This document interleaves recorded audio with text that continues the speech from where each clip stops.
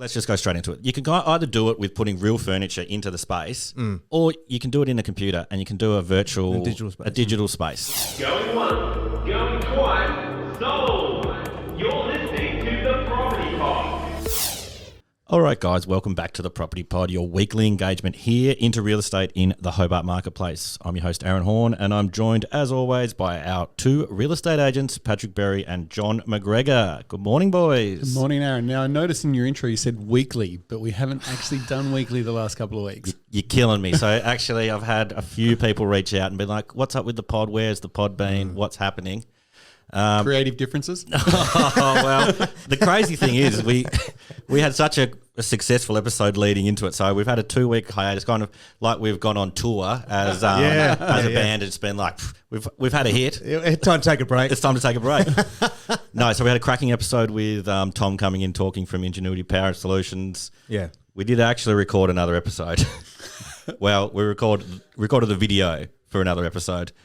However, the audio did not get recorded, which is all on me. I apologise. And then to compound issues, when we went to re-record, our entire studio decided to stop working. Yeah, so I'm on a ghetto rig. So it's funny, I've listened to so many podcasts where they talk about these kind of technical issues that plague them, and I'm just like, we've been pretty good in our 82 episodes so far. Never an issue until last 2 weeks ago. We've had issues, but we've never really gone this deep into a full system crash. But it's really nice that people have been reaching out and saying like, hey, where's the pod? What are you doing? Yeah, like, absolutely. Is that it? Are you done? Did you just finish on a high? No, we didn't. It's rare that when we've had a break, we're having a break. A break happens and then we come back and say, we're back. Yeah. So we are back. We're sorry that we were away. It's great to be back. We've got some great stuff to talk about today. But yes, shout out to all those people that have missed the Property Pod. It's nice to be missed. And we are back, ready to go with our ghetto rig. Boom. So what's been happening? Well, I suppose not a lot, apparently. Deer in headlights, John?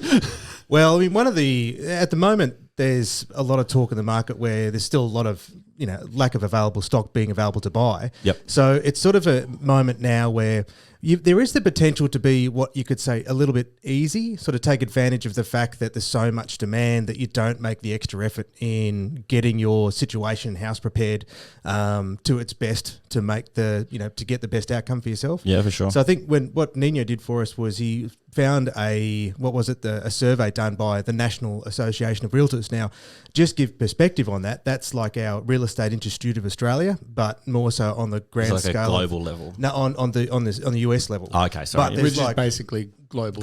Oh yeah, the amount of agents over there. Well, you've been, haven't you, mate? And how many? There's like 100,000 agents attend to those conferences or something crazy. Yeah, some of the big ones are up around those sort of numbers. Yeah, the one I went to was a lot smaller than that. I think it was about 10,000 people, but still compare that to 2,000 at a conference here. It was you still feel like a little fish in a big pond. Yeah, and that was ticket sales. On top of that, then there's just people that go and just hang out. Yeah, exactly. They don't actually attend the conference; they just network outside the conference. Well, and that's what's so good about that, though, is the volume of numbers with this particular survey where they reached out to buyers about the idea of presentation. And the fact that it just proved that the buyers will engage better with better photos, better presentation, style properties, etc. So I think it was a good one that Nino prepared the notes for us just to have another conversation again around why making the effort makes a difference regardless of whatever market you're in. Yeah, most definitely. Like, I think the key stat that he's pulled out straight away is that 89% of buyers just go straight to the photos. Yeah. So 89% of people are just going, looking through, your window shopping through the photos rather than actually kind of reading all this text that goes into it. Nothing's really changed there. Like, now people scroll through photos on the internet. Back when my old man and your old man were doing it, John, people would walk past all the real estate offices and look at the photo in the window. Yeah, well, so the same thing applies. The photo is what draws you in. And then from there, you explore more. Well, it's like eating at a restaurant, don't they say that you eat with your eyes first? You kind of, if it looks good, you'll then dive deep into it. Yeah, like you're sitting there, you see a couple having another food, a meal on the other table, and you're like, I'll have that, please. Oh, I'm glad you do that, John, because so often I have a couple of friends and we were touring Tassie at the moment having palmies. Yeah. Like everywhere we go, we're doing a palmy tour, and I'll often see and scope the room. Has anyone had a palmy? I need to know, is it worth ordering here or Did you say the palmy up at Derby? Yeah. Where did you say was the best palmy you've had in a long time? I really liked I really liked Derby, but my friend Marcus said it was too saucy. So Too saucy.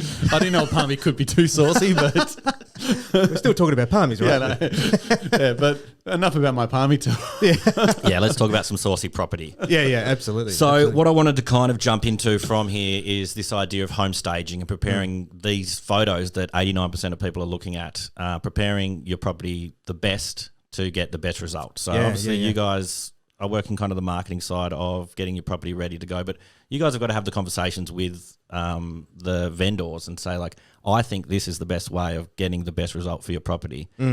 What I've kind of got from Nino here is a definition of home staging. So I thought we could break that down, go into that, and then we could just kind of talk about the way that it kind of spreads into. I think last time we did this conversation, I broke it down into John's way and Pat's way. Yeah, Pat wasn't too happy with. I think it's bullshit. It's ways that work. There are numerous ways to do it. So, But you can still go, John can explain option 1, I'll explain option 2. But full disclosure, I'm happy with both options. alrighty. So if we just read out this definition that we've got here. So home staging is the preparation of a private residence / property for sale in the real estate marketplace, or in inverted commas, setting the stage. So it's kind of like anything. You're setting the stage for it to be presented in its best light, setting it to be, it's like getting ready for the school formal. Yeah. We looked through the Mercury yesterday and we saw all the old school Mercury formal pictures. Yep. We're just like, those people set themselves up just to look absolutely stunning at that time For a in their small lives. moment in time. Yeah. At their time in their lives. So that's the perfect jumping off point for, at that time in their life, they thought they looked the best that they could look. You think your house looks the best that it can look. However, sometimes you've got a bit of retail blindness. You're not really 100% sure that it looks up to market standard. Yeah, sure. What do we do? Well, there's a couple of concepts to put together here. So we're looking at presentation specifically in the process of selling that you're going to. We're going to be, doing our best to make sure that the house presents as well, to have a better experience for buyers. Because one of the most important things is obviously people are going to want to be able to visualize the property's potential, either be it as an investment property or to live in. And quite often, many people have a real difficulty in being able to see themselves in a vacant space or in a house that's just that's got someone else's stuff in it that doesn't quite make sense. Sure. Now, what I mean by make sense is that every little space in your home needs a purpose. And that might be a lounge room's designed as a lounge room, a bedroom's a bedroom, an office space is an office space.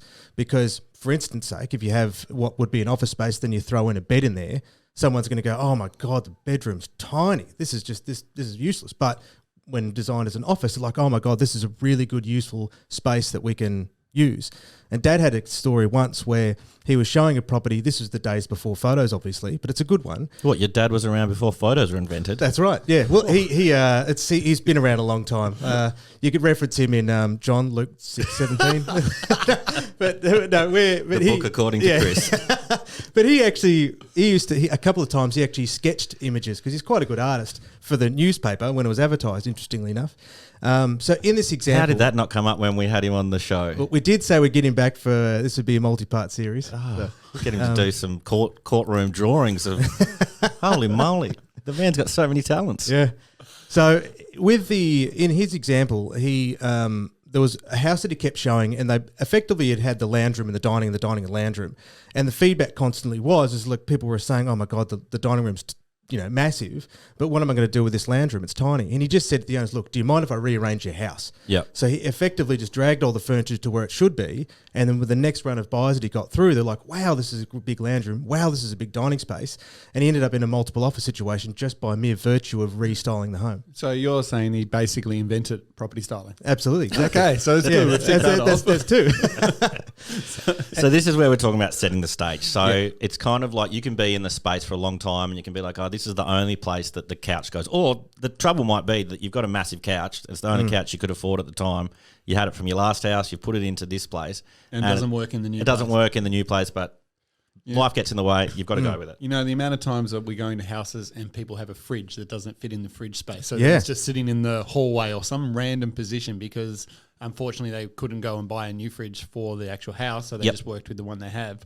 But this is exactly what we're talking about. Sometimes the furniture you own doesn't necessarily show the house in its best light. So what can we do to bring to the table to help make the house more presentable? Yeah, most definitely. And then this is where last time we broke off into kind of there's a John approach and a Pat approach. So I was saying that there's basically, let's just go straight into it. You can either do it with putting real furniture into the space, or you can do it in a computer and you can do a digital space. Let's start with real furniture. Yeah, well, let's just go straight in there. We've spoken to Adam from Shift before. Yeah. Shift Property Stylings, they're a local company that will come in and consult. Well, John, you talk to Adam all the time. Would you like to absolutely. break this down? Well, as we agreed now, it's like we like both approaches, so it's not ours, yours. John the only one that uses Adam, like he may as well take the lead on this. Well, it's quite cool. If you go to their warehouse, it's effectively just a giant furniture store with multiple rows. We visited them at the time we had him on the podcast.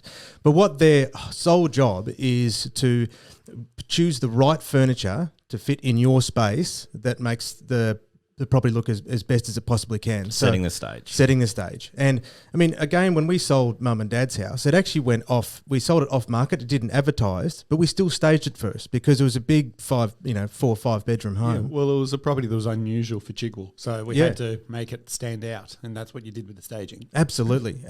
And where it is effective in the physical space is because you are walking around, you're looking at windows, for example, you're experiencing what it's like in the home. Sometimes people will sit on the styled furniture. So what it'll do by doing it correctly is it's going to maximize the space in every single room, regardless of how big the room is. So what I mean by that is to give you an example, we had one at 10 McGuinness Crescent in Lenna Valley where this was a process where before the property was gone to market, it was original carpets. The family had been there their whole life. It hadn't been painted yet. So we had this discussion around pricing expectations. Now, at the time, it was around about $400,000. Now, we all agreed that the owners would be like, you know what, let's rip up the carpet, let's polish the boards and paint the walls. And so we did. We revisited the property. Now our expectations had changed to about the mid-4s. And then I said, look, I encouraged them to bring Adam in to do a style consult with the furniture. And that's when then they had this huge lounge room, which really had to be split into 2 sections. Sure. Because it was too big. So that's what he did, like lounge room dining. And then the kitchen was just like a square box. Where like, oh my God, what the hell do we do with this? Well, he ended up bringing in just a very simple circular dining table that was glass, for example. So you could still see through the space and yet you still had sitting area. So it didn't take away from the kitchen. And all of a sudden you're like, wow, this is a really nice separate kitchen and I've got a little place to have breakfast. And once the styling was done, well, then our expectations moved to, you know what, we probably should do offers over $465 at this point. And by the time the campaign was finished, I think the final accepted contract was $495. And yeah, so what a massive jump from just the idea of kind of consulting with someone and saying like, oh, this is what we think could maximise, and again, we keep saying it in this episode, but setting the stage for the best result. So ballpark, what do you reckon those owners spent to be able to make that extra $100,000? So on furniture, I think it was around about 3.5 to 4 specifically. But then with the renovations, with all the work, I think they spent about 20 to 25. Cool. So it's about $30,000, but they netted an extra 60. Yeah, exactly. Cool. And that's, I suppose, an element of it where the good thing, where the in-person furniture element is, that's where that real, once they're in the property, that's where that a real emotional connection can be generated, which is obviously then, if people have fallen in love with the place, they're more inclined to obviously make an offer. Well, people now make offers, including the furniture that Adam puts into the property. Yeah. And that's really clever with how he's pivoted his business, that he can actually now sell the furniture that lives inside the house. So yeah, this is really cool. I've noticed there's a few barcodes that appear on things. So when they're doing kind of the install, they'll kind of scan it in and work out, this has been used here and 6 times here. So I can sell it for X. Yeah. So he's got a very clever system that allows people to be able to now walk in and say, that picture you put in that hallway, it's stunning. Can I have that? Can I have that? Can I just have the whole room? Can I literally have this living room because it's exactly what I fell in love with, and let's go from there. So it's really clever how he's pivoted his business to be able to do that. So hats off to him. Well, we had one at in Claremont recently where the clients, they had bought the house with the styled furniture, and when they came back, they're like, let's style it again, because they just knew that they were connected with the house, and then that's why they wanted it to do the same thing when they're reselling it. Yeah. So sometimes as well, it's actually giving the buyers a better experience so that they can actually make a informed decision that's close to their heart. And I think the heart's the key part there, because obviously we were talking about the stock being kind of quite low at the moment, and it's hard to kind of find the right place. But if you're getting that emotional investment straight away by being like, this place is stunning, like this is the one that I've fallen in love with, you might be more inclined to make that offer just that little bit more to get that deal across the line. Absolutely. So it's one of those things where you're kind of investing your money into the heart feel that you'll get from the people that are coming into the place. Yeah, yeah. The only downfall, though, is that you can't always do styled furniture. No, so that's where I thought we could pivot from here into Pat's area of expertise. Yes. Move on, John. Next. You're old school. So what I wanted to jump to here was this idea of digital staging, and it's kind of becoming a lot more popular now, and especially in some of these places where, well, a really good example that I've got is we went into a property just recently and took the photos. It was tenanted. It was quite messy. There was just stuff everywhere. The people were in the process of moving. It wasn't that they were unable to keep it tidy. It was just simply there was just stuff everywhere, and they couldn't move it yet. But we needed to take the photos. We needed to market the property. Took the photos. I was like, these are pretty rough.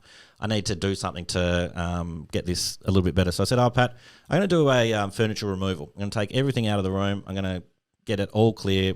We sorted it out. It was empty. Now, just so people understand, when we do furniture removal, it's literally not altering the size of the room or the look of the room or the condition of the room. It's literally just taking a bed or, some boxes out of the room completely and making it an empty space. And they do that by like using the paint that's already around that object and just basically whitening it out. Yeah, we're not Kardashianing the room and kind of changing the curves of the space or anything like that. We're just simply taking what's there and the information that we have and then putting it just to make it look better online. Yeah. And to show like this is what the room looks like empty. Yeah. It's not officially empty at the moment, but this is what you'll see when you get here when it is empty. Once it was empty, I was kind of like, man, I wonder what would happen if I put furniture back in. Just nice, tidy furniture. Yeah. So I've actually got this example, and I'll put it up on our... well, since you're now editing today's episode, since we're not recording normally, you'll be able to edit that photo in as. I can do that. Oh, yeah, all that's right. cool. Yep, all right. So anyone watching the visual You'll now episode, see what we're talking you now about. see exactly what we're talking about. So, yes, we'll have boom, boom, boom. You'll see the gamut of it. So the transformation is just insane. It's kind of, you've gone from, this is the space, and some people might say that you're lying. This is not what I get when I walk into the space. But again, it's just giving the impression of this is what the space can look like. Yep. We're not taking walls out. We're not doing any digital renovations, which is another thing that is possible. We're not doing that in these cases. What we're simply doing is just presenting the property in its best light. Setting the stage. Yeah. So, Pat, why is this a good thing to be doing? Look, at the end of the day, we want people to be able to inquire about a property, and we want people to be able to move from the realestate.com search results and actually move forward onto the actual property tab. And sometimes that's as simple as just having some photos that gain a little bit more attraction and Absolutely. Get that little bit more sort of interest in something. Yeah. And you got two problems. You've got a cluttered room that looks messy. Maybe that's not enough for someone to click on it because they just can't see past the mess. Yeah. Or sometimes you have an empty room that's just a blank room and it's boring to people. What do I do with this? It's a room. And Thanks. so they can't vision what the space can be. So all we're trying to do is help people's own imagination understand the space better so that we can get the inquiry and obviously get the lead to start talking to them about what the future of the property could be. Yeah, because obviously, well, we've just discussed that you can purchase the furniture from a company like Shift, but obviously when you're going into a showing of a house, you're not getting... So that's the downfall when you use digital furniture is that, we can get that excitement in the initial consultation, but we lose that when they potentially go to the property. Yeah, absolutely. But it doesn't affect, it's not the end of the world, but it still works. You do help to Laurie, one of our sales consultants, on one down at Midway Point. Oh, yeah, yep. So what was the story on that one? Well, It was something about a big couch? Yeah, it was, they effectively had a 9-seater couch in a 2-bedroom unit.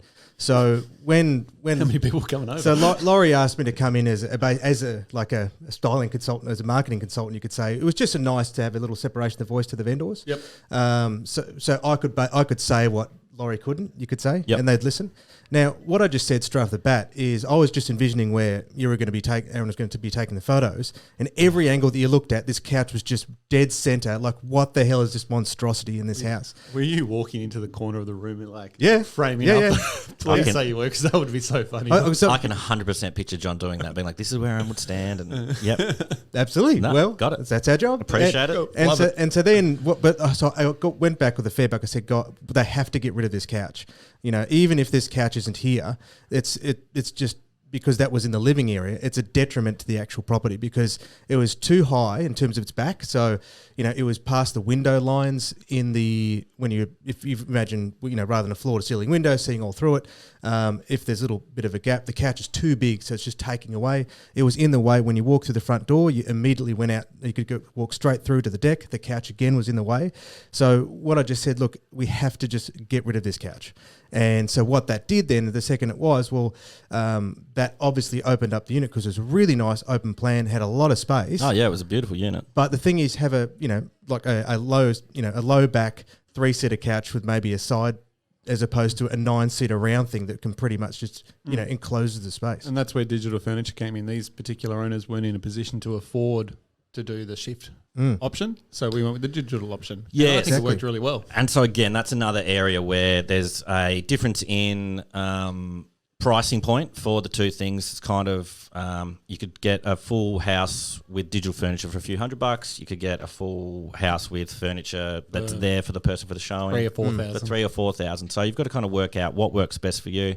One thing that we've discussed is when you walk into a house that is styled physically, is that, you know, people get the feel and people can fall in love with the stuff, and they get that by the touch and looking at it from all the different angles.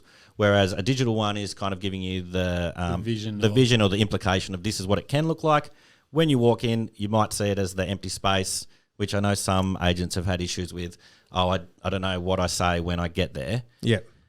I guess it's just a point of offering, just saying like, oh, look, the furniture was added digitally, but we just wanted to give you an idea of how it can fit. Absolutely. You can set it up however you want. Well, going back to the survey, is that it specifically said, based on the survey administered by the National Association of Realtors, the sale price of the home increased from 1 to 15% through staging.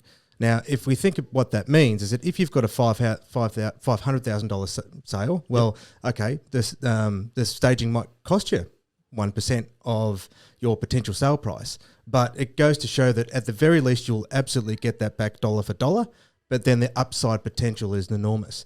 And I remember watching this video of a professional stylist, I think he did, big New York apartments. Her warehouse was like the size of Bunnings, not really, but it was massive. However, for her services, it would go up to nearly $200,000 because they would do custom designed. You know, if they had a dining table where the seats didn't match the stitching, they would unstitch the table, then restitch the. It was a massive business. Yep. And then, you know, it might be $200,000, but then of course the sale of the loft was like 45 million. Yeah, so you put it into perspective, it's the same. Yeah. Exactly. And I think that's a really good thing to note. A lot of the time with marketing, where at the front face, it may seem like, oh, that's really expensive, but we're really talking about what's the investment, your return on your investment. And inevitably, it's always worth spending the money. It's more so investing the time and the effort, and lastly, of course, the money, and which is a challenge for many people. We're not all in the same situation, and that's why it's good to have this discussion around both options. Digital might be the better way to go, or we can go all the way if we've got the time as well to do the personal styling. And it's just encouraging to know that the stats would back it up to say if you do the work, it makes a difference. I might be way off, but aren't there's companies that can help you afford. Aren't there ones that are set up to be like, oh, if you need this extra money for the marketing? Yeah, so what you're referring to is like the afterpay of real estate marketing. Yeah, yeah. So the company we use is called List Ready. That's and it. So I knew it was something like what that. they do is basically we put towards a marketing package to the vendor. The vendor agrees to it, then List Ready are happy to do an interest-free loan basically for the period of the sale process. Yep. And then obviously they get paid out of the sale proceeds at the end. So there are options there if you can't quite afford a potential marketing package, but you're excited by the prospect of it. Yep. There's definitely options that we can help facilitate to make the process smooth. For sure. And this is something to talk to you guys about. This is why you engage a real estate agent who will give you their opinion on what is the best method of attack, whether it be the old school John or the new school Pat, who is open to old school ways, and John is open to new school ways. So, But it's more fun if you put it in a combative sense, isn't it? most definitely.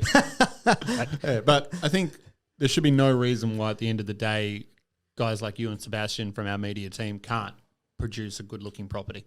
Oh no, 1,000%, and like we're all up for kind of. There is like, no photo that should be bad.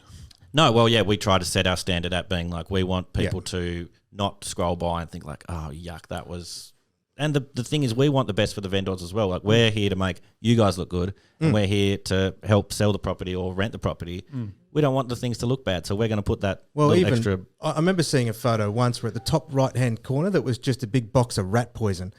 And I thought maybe you could just angle or cut the photo just a wee bit, or maybe worse now, you can just do a bit of digital removal. We did have to digitally remove a glass ornament. Think of that as you will. But yeah, recently there was a glass ornament in a room that we had to maneuver. Yep. Because we just felt that would be the most appropriate course of action. Absolutely. But that's again, talk to your vendors, talk to anyone else. Could be as simple as also the agent having a conversation about that glass ornament. Yeah. Well. Yeah. Well, it was there when the photo shoot happened. We were required to remove. We felt it was the best course of action. Well, and I think going back to that first story about selling mum and dad's house is that it's a good example is that we are believers in what we suggest. Yep. And again, that never like the photos, the videos, everything was organised, but ended up selling off market because we introduced it through from another buyer. But because of that experience they got to have inside the home with it styled, meant that they were really ready to make a decision. And obviously, we negotiated a price that both parties were really happy with to stop it from going to market. So it wasn't like a waste of money in inverted commas because not at all. you styled it, nobody else get to saw it. It was you styled it, the perfect couple came in and was just like, yep. What do we have to do? Yep. Perfect. Love it. Well, boys, I think that is this episode the second time around. All right. We've done pretty well. Hopefully when I shut down all my ghetto rig, this has been recorded. If there's no podcast out this week, I retire. Yeah. I'm out. I quit. I'm moving back to the Kimberley. Cool. Thanks, gentlemen. All right, Thanks guys. a lot, boys. Thank you. See ya.